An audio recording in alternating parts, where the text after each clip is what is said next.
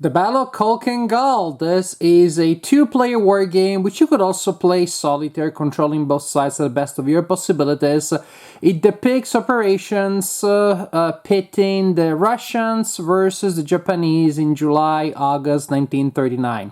Now, what you're going to see in this video is a prototype, a pre-production copy sent to me by the publisher. The game is going to be on Kickstarter soon, or is on Kickstarter, or was on Kickstarter, depending on when you watch this video.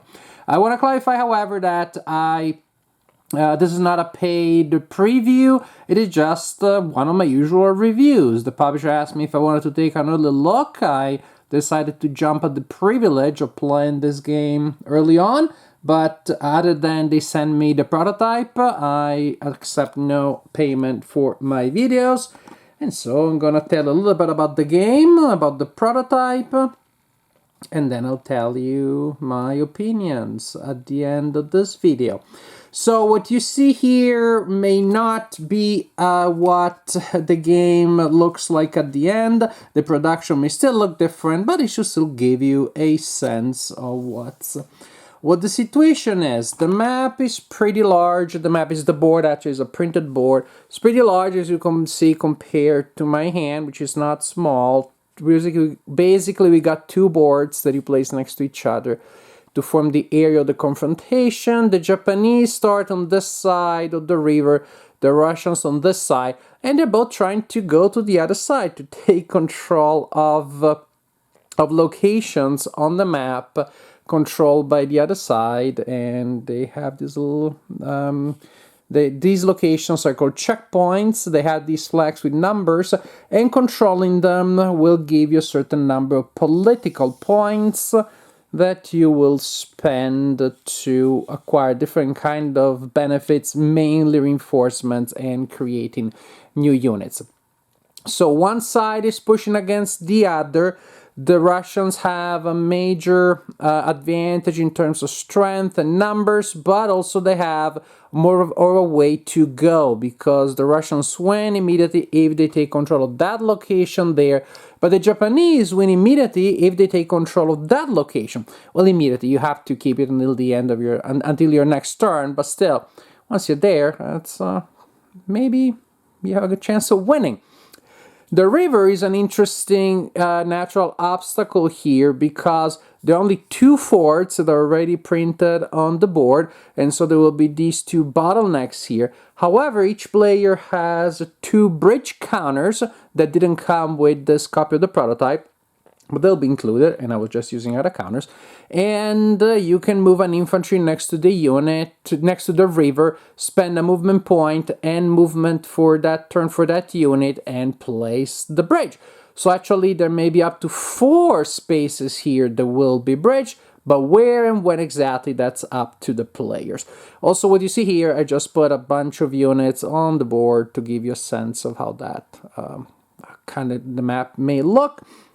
So, victory if you just control a very special location belonging to the opponent. Otherwise, if you control a number of other locations on the opponent's side, then you also win the game. And if it gets to the end of turn 8 and no one has won that way, then the Japanese win. So, the units are divided into infantry. We got some infantry here, we got infantry, we got artillery, we have tanks a lot. Oh, the Soviets have tanks a lot, the Japanese not so much. Cavalry, here's cavalry, boom, and headquarters. Now, as you can see, these units are formed by stacks of the same kind. So, for example, all these are 5 cavalry units. So a unit will be a stack of this kind, and the units have a movement value printed there. This is 20. Then attack value and defense value, and the artillery also have range. But why do you have a stack? And this is the range for the artillery. Why do you have a stack? Because that is the strength of the unit. The strength of the unit is the number of counters in the stack. This artillery unit right now has 5 strength points. So when you're attacking, your total attack value is the number of counters in the stack plus your attack value. When you're defending, Same thing by using but adding the defense value. So it's a very neat and very simple idea that allows you to keep track of various levels instead of just one or two steps. Also, it allows you to recombine units so that units can be reformed and split and with great flexibility that way, which is, very neat. Also, interesting thing, you're gonna have generals, and I really like that idea. Each side has a number of general cards, a set of general cards, and they're divided into generals for infantry, or commanders for infantry, for tanks, or for artillery. And you see they have a value there. At the beginning of the game, you will choose one of each kind, one for infantry, say one for tanks, and one for artillery. And the total value should not exceed 9, so this would be fine. Then you will mark a unit of each kind, so one infantry, one tanks, and one artillery, with a marker to indicate that it is led by that exceptional leader. And when you roll a die with that unit, each roll of that for that unit, which is lower than the command number, is actually brought up to that number. So that's pretty neat. So you're going to have a tank unit which never rolls below 4, or artillery never rolls before 2, if this is the combination of commanders you choose at the beginning of the game. Also, headquarters, very important because you need to keep units in supply. If the units are more than 6 hexes away from a headquarter, then there's a penalty because they're out of supply, so they are halved. For example, their strength is halved, their movement is halved, is all bad. Now, the general flow, or say the main part of the game, of course, will be maneuvering and trying to get to the other side of the river and protect your objectives. Oh, suppose that, the Russians just came, boom, through a little bridge there that they just placed there. I'll just use this counter to indicate the bridge. They're there. So each turn there will be a couple of upkeep things, checking for the weather, spending political points, things like that. Then when it comes to the main phase of the game, first the Soviets will activate any and all of their units, and then the Japanese will do the same. When you activate a unit, the units activate one at a time. The unit activates, that's all it wants to do, and then the next unit goes again until either you activate everybody or you're done. Infantry, tanks, or cavalry can just move or attack without move, or they can move and then attack. Artillery is slightly different because they can also just move or just attack. Or if they want to do both things, they attack first and then they move. So different from the other things, they cannot move and then attack. And here you have the movement points. And I think, whoa, that's a lot, 18 movement points. Yes, but the base movement cost for a hex is like 3. There's nothing, maybe roads are 2. Yes, roads are 2. Other than that, everything is 3, which is just weird to me when a war game doesn't have 1 as the base cost for clear terrain. And so, for example, boom, boom, this unit moves there, and they can do that. It's like 3 and 3, 6. They got plenty of movement points.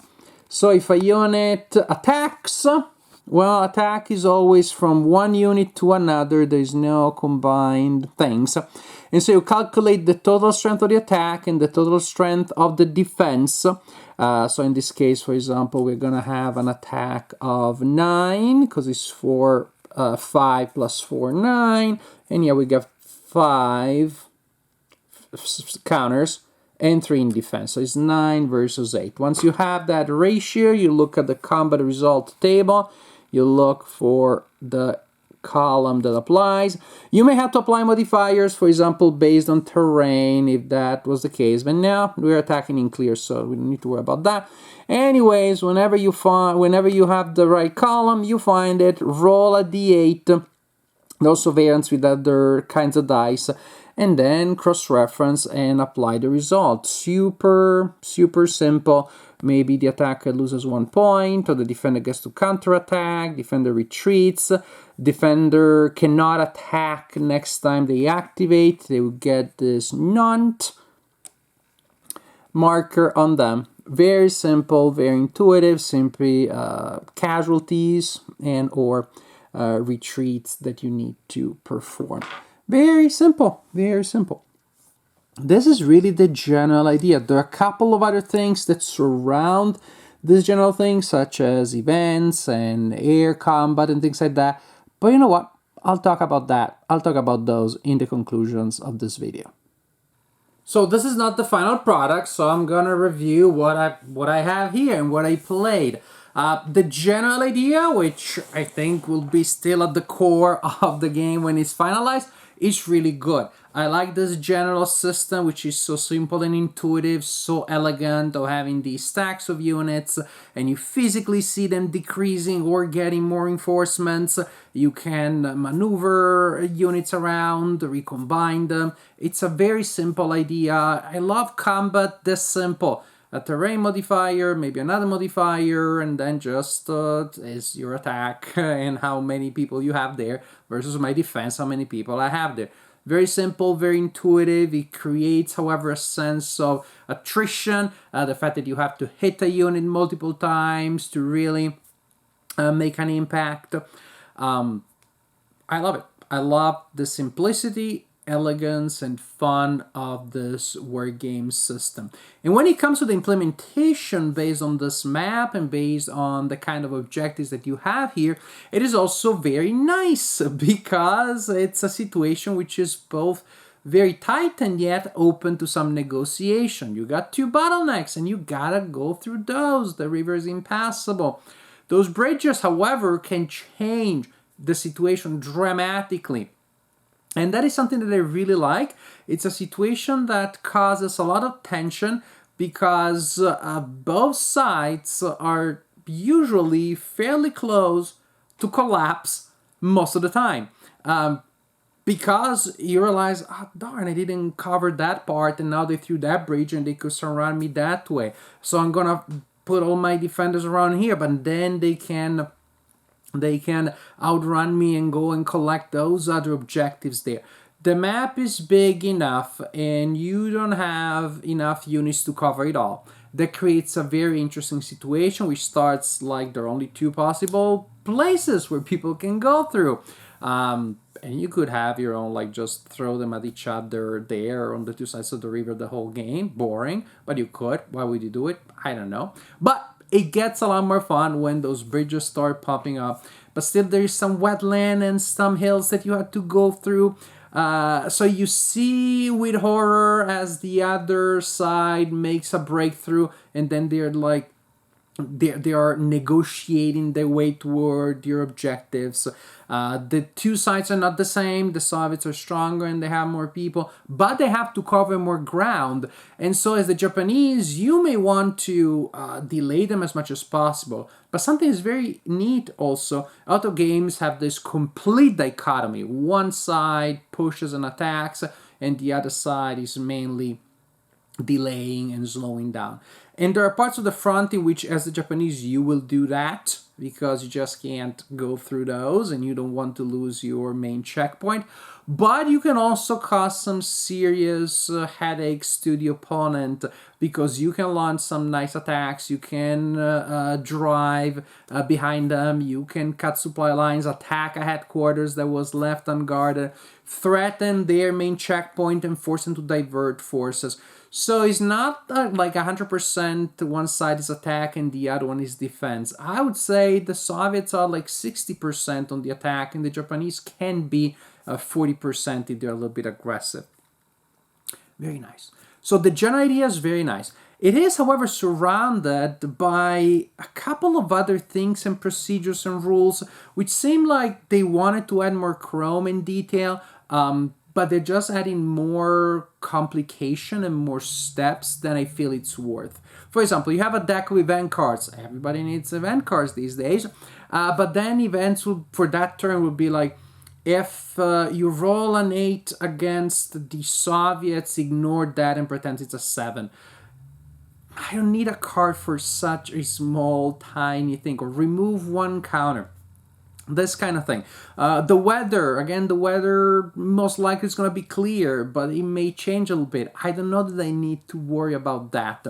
There is your political points that you're going to spend mostly to get reinforcements and mostly to get new units on the board. Very fun to decide where they go, but you can also spend them to collect a certain to collect points in espionage and deception.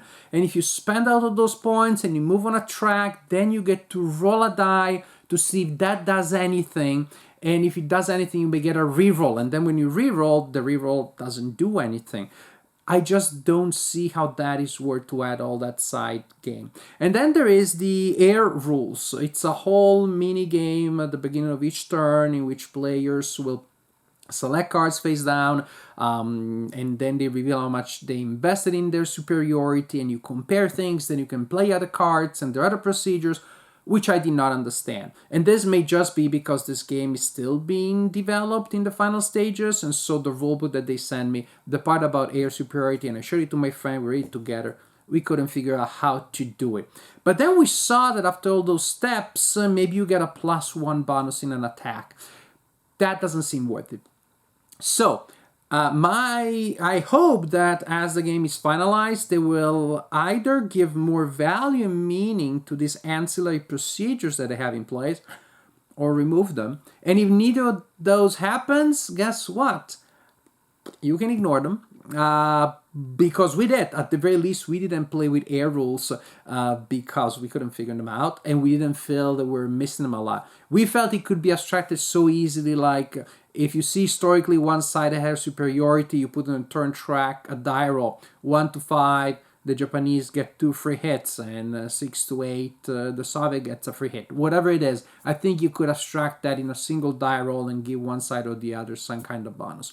So, it looks like they wanted to add more stuff to make it more meaningful and detailed, but those secondary procedures to me only added extra steps and didn't add any fun. And so when we were playing it, we just stopped worrying about it. We played the basic game, maneuver units, political points for reinforcements. Those boards about espionage and deception, we didn't even decide not to use them. We forgot to use them because it was a lot of investment for little reward. So what you have around here is a really good, solid, fun main idea. Those secondary parts, as of now, they don't look super interesting, but maybe they'll be better, or maybe you'll ignore them.